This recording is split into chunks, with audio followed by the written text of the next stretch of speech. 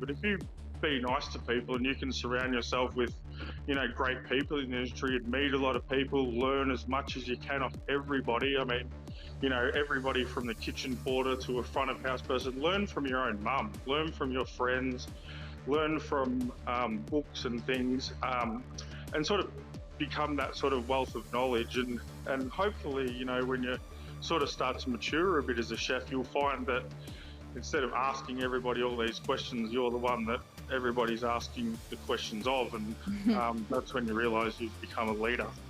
Today on Dirty Linen, we are talking to someone about whom there is a certain symmetry for Dirty Linen. People might remember that we kicked off this podcast with a long and in-depth chat with Alla Wolf-Tasker from Country Victoria's Lake House. Today we are talking to Chef Jake Nicolson, who I think I first heard about when he was working with Alla Wolf-Tasker at that venerable establishment in Daylesford.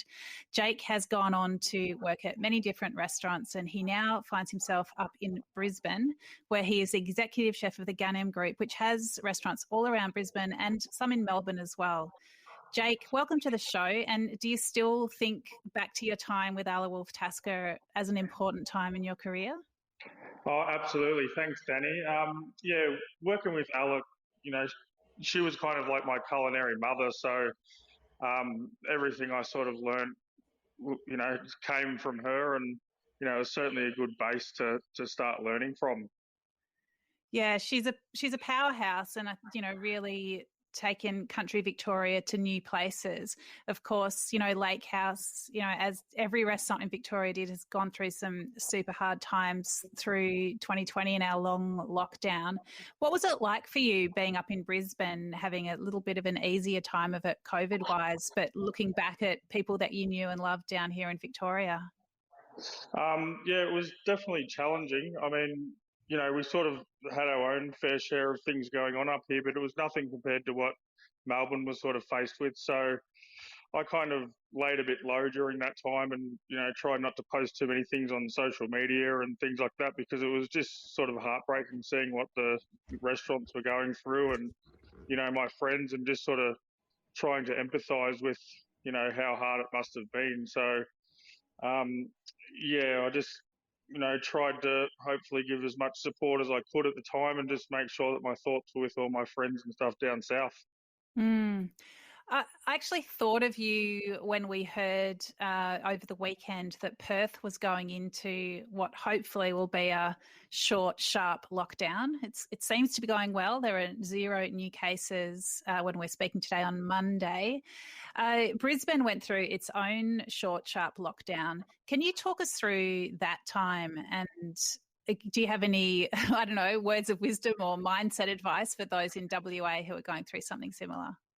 Well, I mean, it sort of catches you off guard, really. I mean, we were always sort of prepared for a lockdown happening, but, we were kind of smooth sailing up here, so it was very unexpected. In fact, during the Christmas break, I was down seeing my family in Warrnambool, so I sort of was running the gauntlet a little bit. I had flights booked towards the end of December, so I was just keeping an eye on the numbers in, the number of cases in Victoria, and I was getting a bit concerned about having to quarantine on the way back home, but it came from the other end. So I actually flew back into the lockdown on the Friday. So I think, it really did catch us unaware. We kind of, I guess we thought we were out of the weeds, so to speak. I guess we were being very cautious about the amount of produce we had on hand and, the amount of ordering we were doing on a day-to-day basis. But, we were being very optimistic and also, had plans to sort of come out of it the other side. And business was very, bouncing back quite strong. So we were confident, and I just didn't really expect it. And I imagine that, in WA, Perth, they probably didn't expect this either. So it is a bit of a punch in the guts because, you certainly do, again, sort of rely on that weekend trade. And to hear that you're about to go into lockdown, I mean, there's the only real things that you can do is limit that amount of stock that's coming in, and of course you're going to lose all of those bookings. So, it is a costly exercise. I think, on I guess the positive note, a lot of the suppliers were ready for that type of thing to happen. So, they were already calling us and, cancelling the orders and, making sort of alternative arrangements to move stock around. So, on one hand, you're staring down the barrel of a lot of food wastage and also a lot of guests sort of cancelling, and especially if you're a wedding venue. I mean, I feel terribly for those people who did try and get functions and weddings happening, because, we had a whole, virtually a whole summer where those celebrations hadn't happened. So those people probably, were hit from the side again with having to cancel those bookings and make alternate plans to those sort of things that were going to be happening, events and weddings and birthdays and all that type of thing. So, yeah, a very challenging time. Yeah, it is really challenging. It's interesting to hear you talk about suppliers. I think the theme for this couple of weeks on Dirty Linen is looking back and looking forward. And I wanted to talk to you with that in mind, because I know that you reopened your restaurants in the middle of the year with quite a few ideas about how to do things differently. And I know that suppliers were one part of that, but similarly, you had different ideas about staffing and managing your large team. Can you talk us through some of those things? Yeah, so as we peeled back to reopening again, we kind of looked into our suppliers and things, and we kind of did things a little bit differently. We were just really keeping an eye on how much food we were ordering, and we were just more or less ordering food on a day-to-day basis. So we'd order in a small amount of money, we'd get a small amount of money back in, and then pay those bills. So rather than sort of, loading the fridges and that sort of thing, we just did it little bit by little bit. And we obviously had quite a few people on visas that didn't have entitlements to the JobKeeper. So we made sure that we were looking after those people and kind of had them back on the books as fast as we could. And of course, most of the people, the full-time staff members, sort of came back and worked their hours sort of pro rata. So it was a challenging situation, because it sort of meant the apprentices were,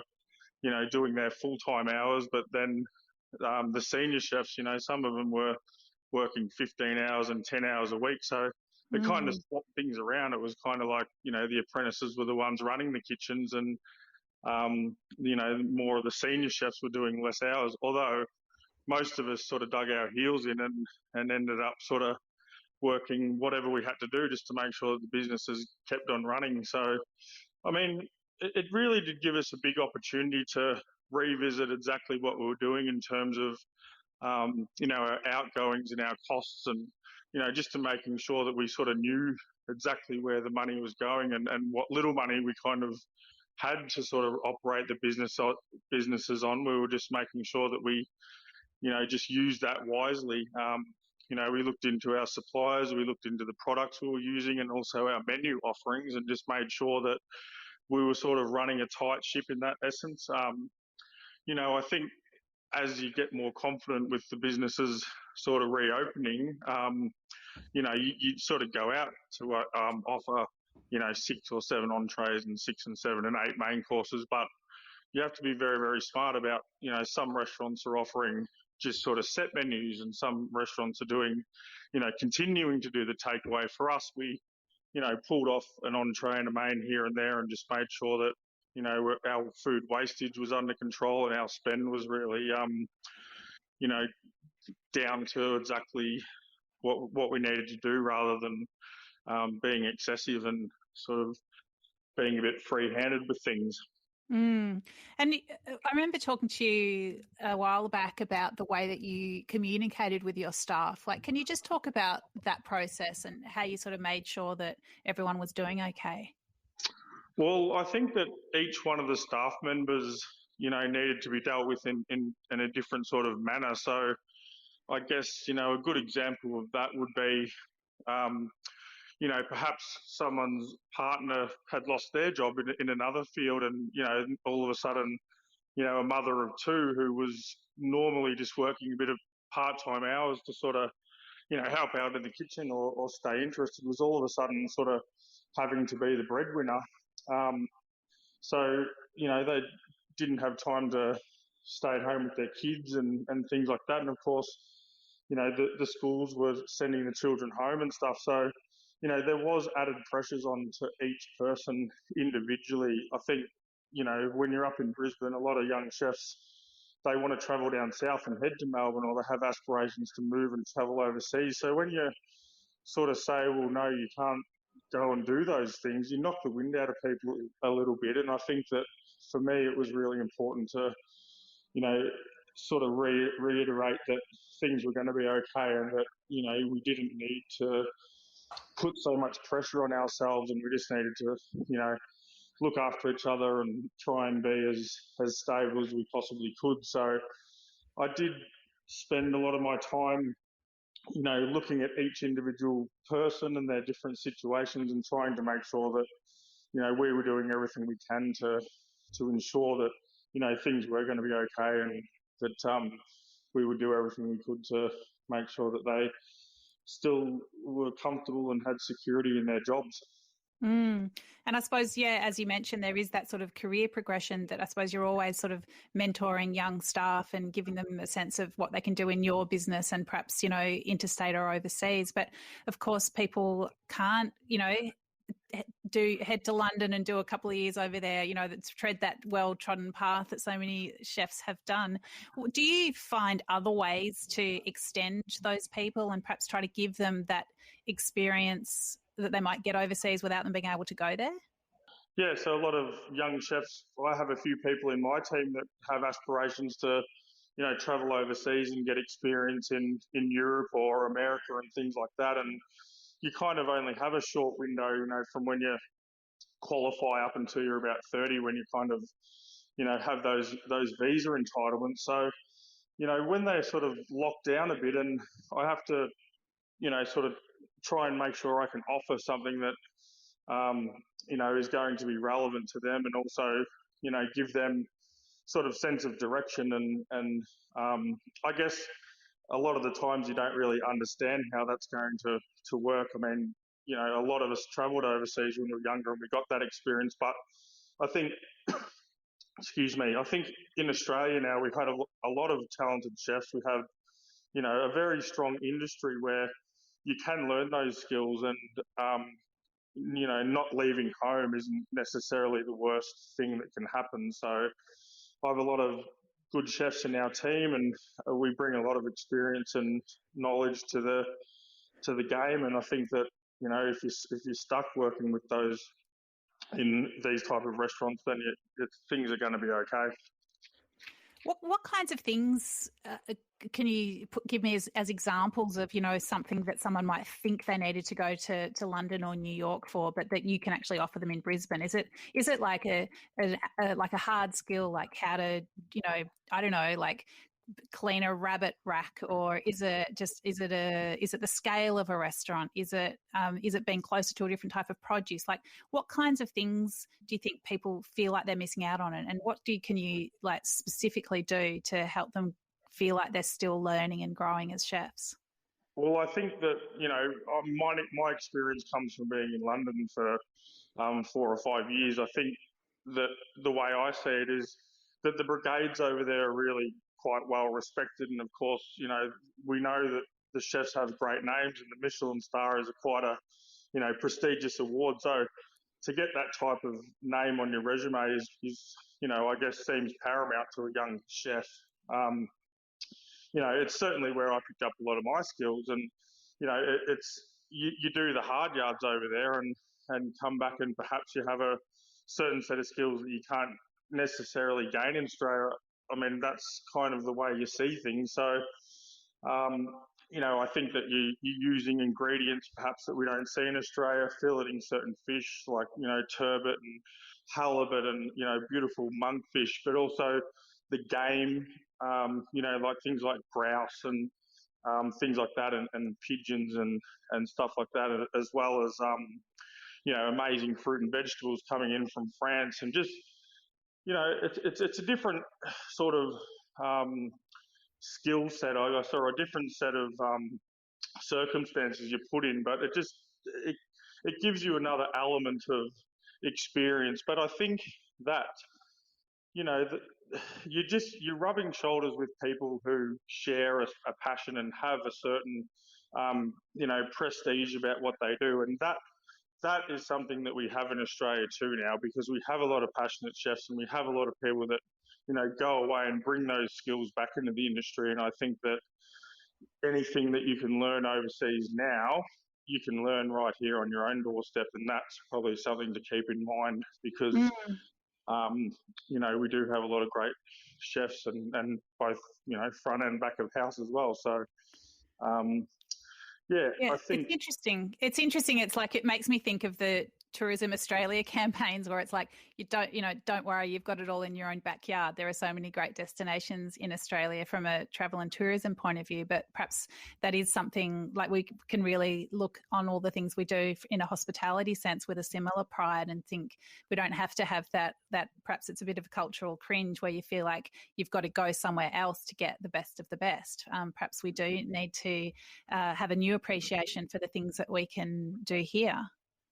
Yeah, and I think that, everybody's eager to, learn the next thing. I always try and tell the young chefs in my kitchen to not climb ladders before you're ready. I think that a lot of the time people kind of, they become qualified and they want to become a chef de partie, and, as quick as possible, they want to be a sous chef and then a head chef. So, when they get to 25, 26, they, if they're not head chef, they think they're doing the wrong thing. So, for me, I just try and, me personally, I wasn't a sous chef until I was at least 26. Now, I might have been a little bit behind everybody else, but I had an opportunity to do my apprenticeship in 3 years and not 4 years at the time, and I chose to take the entire 4 years to do the apprenticeship. And, I chose to take things slowly and make sure I'd learned, a broad range of different skills and experiences before I was ready to lead a team and even become a sous chef, which was, not until I was 26 when I went to Circa the Prince. That's so interesting, because, I think generally in society these days, there is much more of a feeling that you need to be in a rush to get to whatever kind of pinnacle you put in front of yourself.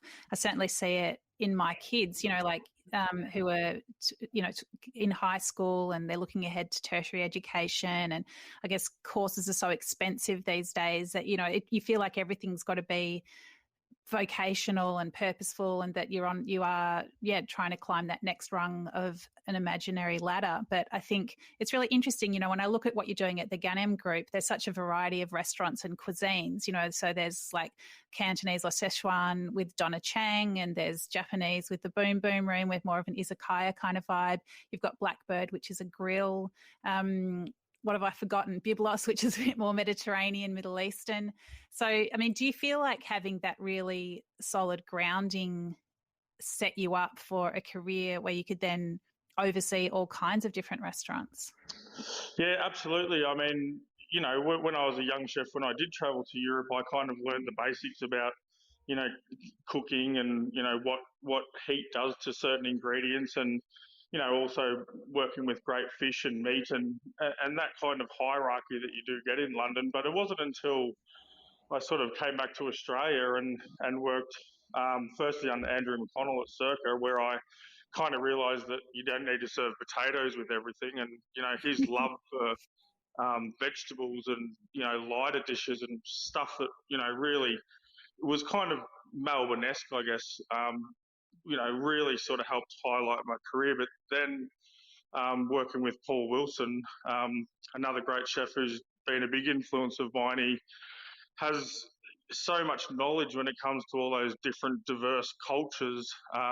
We learned when Circa became Pacific Rim, we did everything from, Mexican and Korean and Japanese and everything. And so I guess the skill that I learned from him was that once you have your technical ability sort of down pat, it's possible to sort of branch out into different cuisines. And, I guess mentoring young chefs and training people has been a big part of my success. I'm kind of very cautious, or I'm very passionate about looking after young chefs and guiding them in the right direction. So if you have a team of people who enjoy working with you, it makes life a hell of a lot easier. So whilst, a lot of these different sort of cuisines and things might stem from ideas I have, the team that I surround myself are really the ones who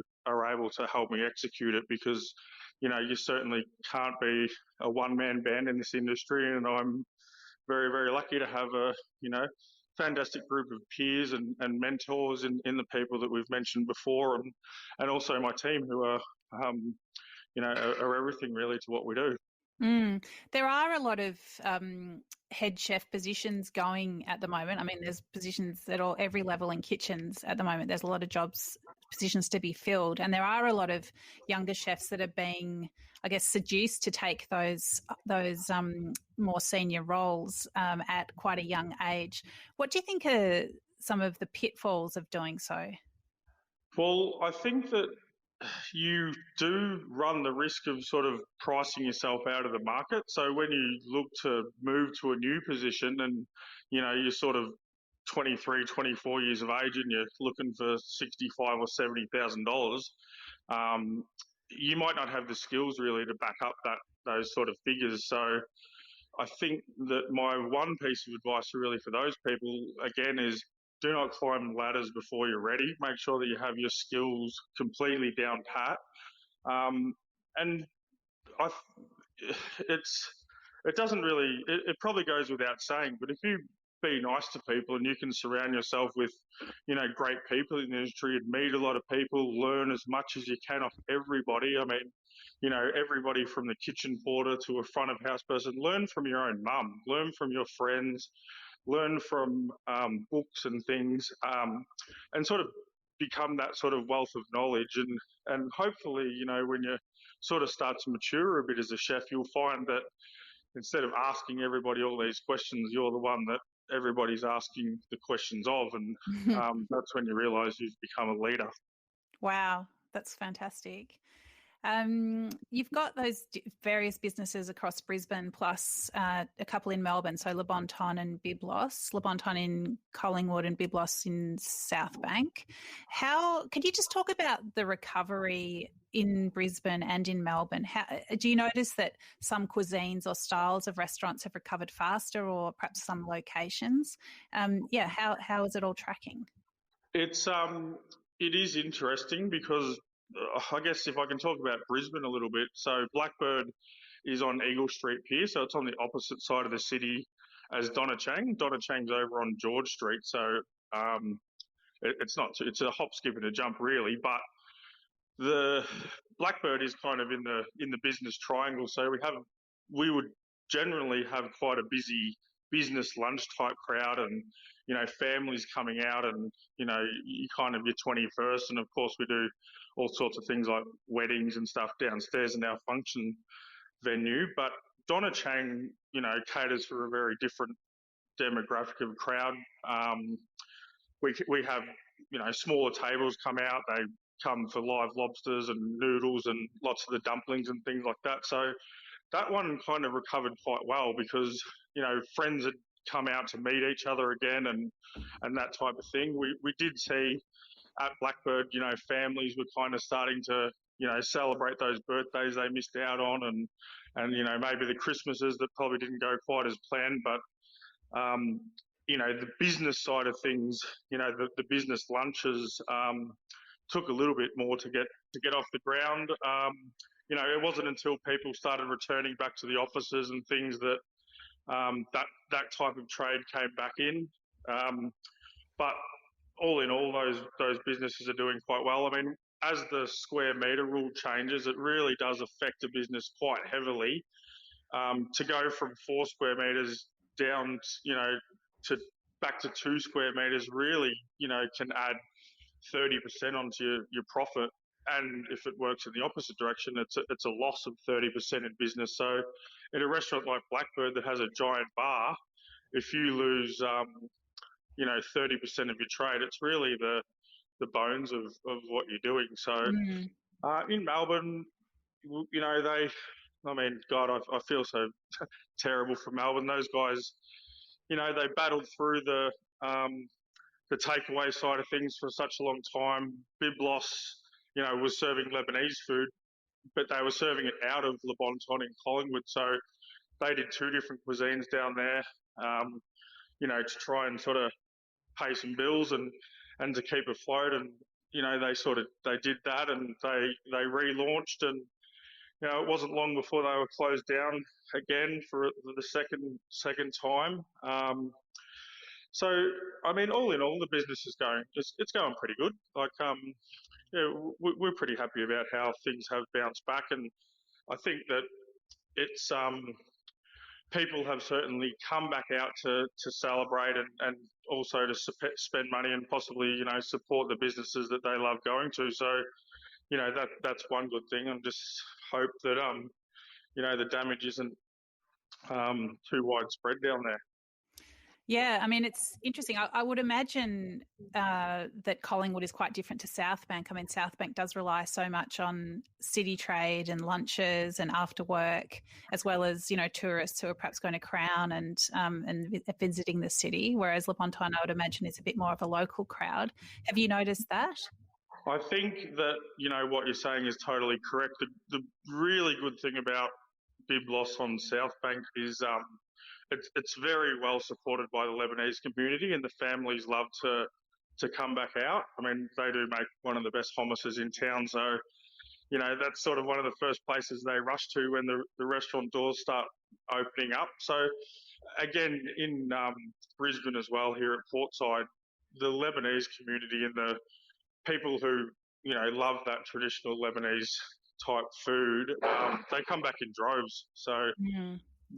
It's one of the beauties about that business, and probably why it's been open for how long it has been. That's interesting, and I'm completely obsessed with hummus, so I'm going to go and try it, because that is very exciting to know that there's a new hummus on the scene.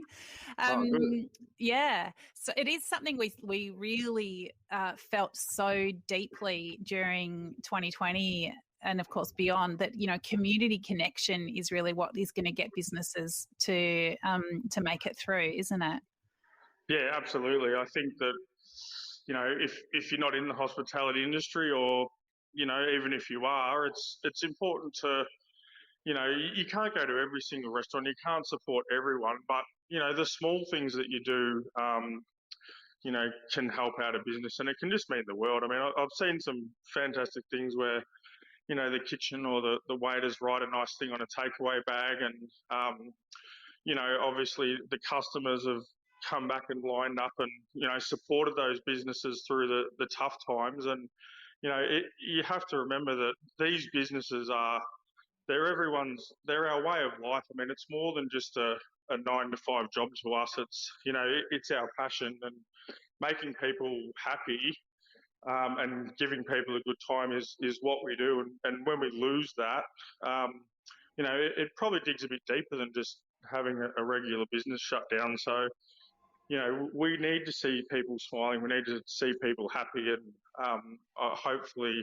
you know, we can see more of that as the restrictions sort of start to ease and this virus starts to head off. Yes, we're all going to be happy to wave it goodbye, at least as much as we can. Yeah. Jake, as we look forward to the rest of the year, which somehow it's already February, what are the big issues on your mind, and what are you looking forward to? What are you concerned about?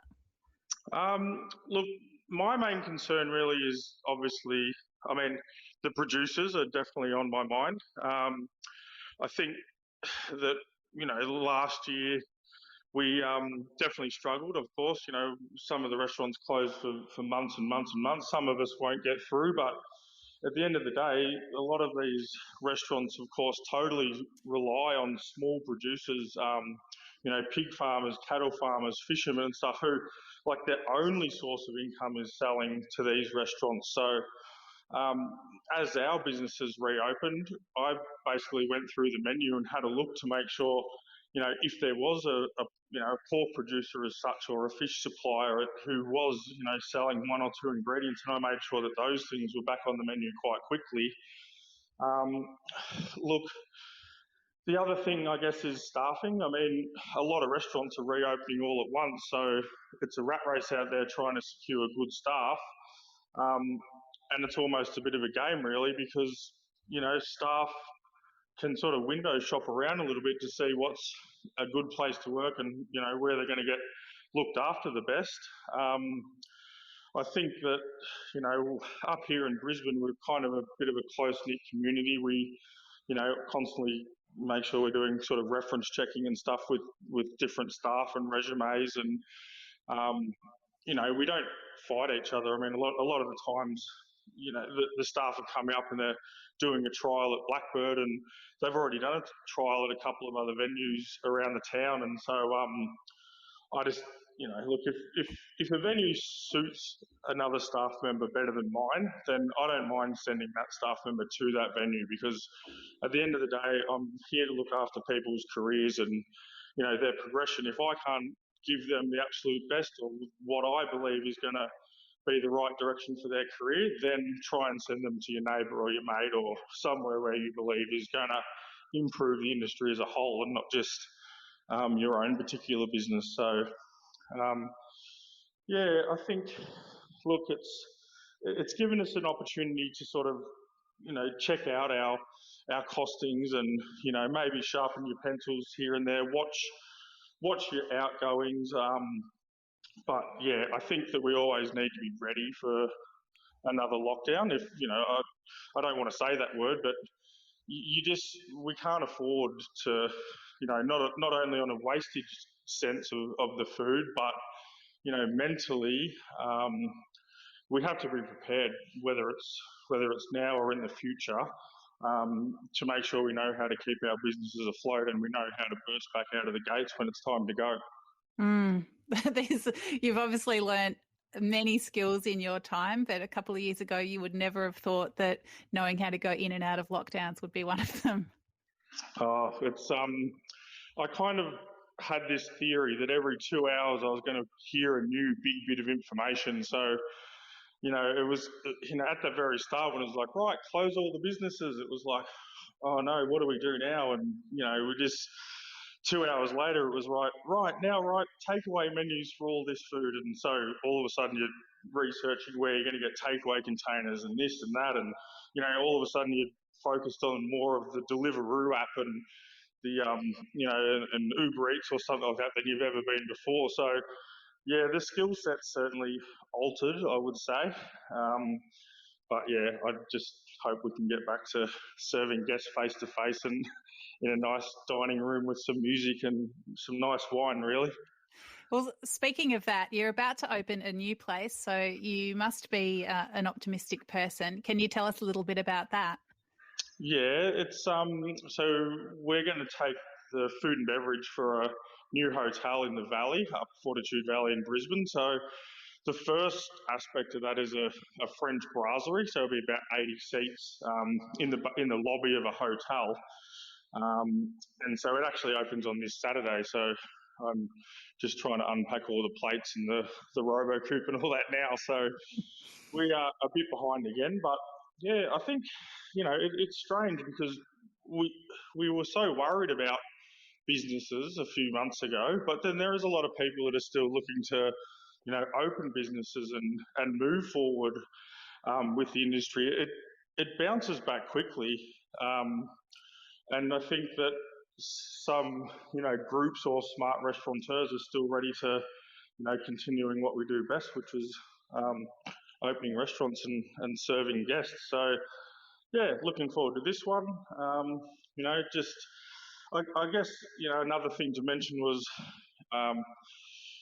we got a few good staff, really, that sort of moved out of Melbourne. They were sort of, I guess, a bit doom and gloom down there for a while, and so some staff fled up here, and we got some good guys in the team, and that sort of allowed us the opportunity to expand a little bit and whatnot. So yeah, it's sort of excited, but also nervous a little bit for what's coming. And some people are, I guess, gluttons for punishment, and we hope that there's a little bit less punishing and more good times ahead, really, for us.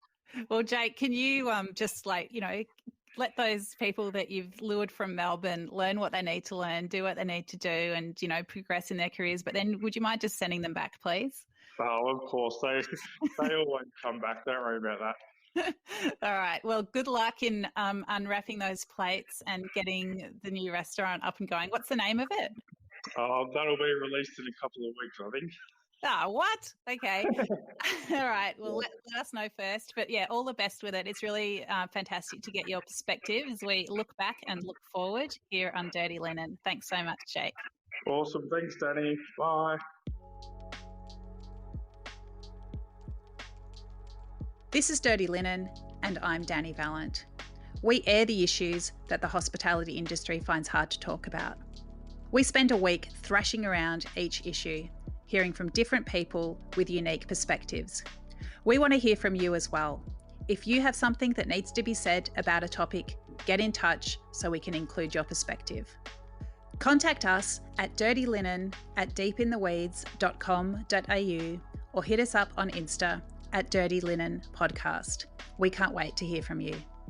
This is a Deep in the Weeds production. It's a really tricky one because, from a government point of view, I can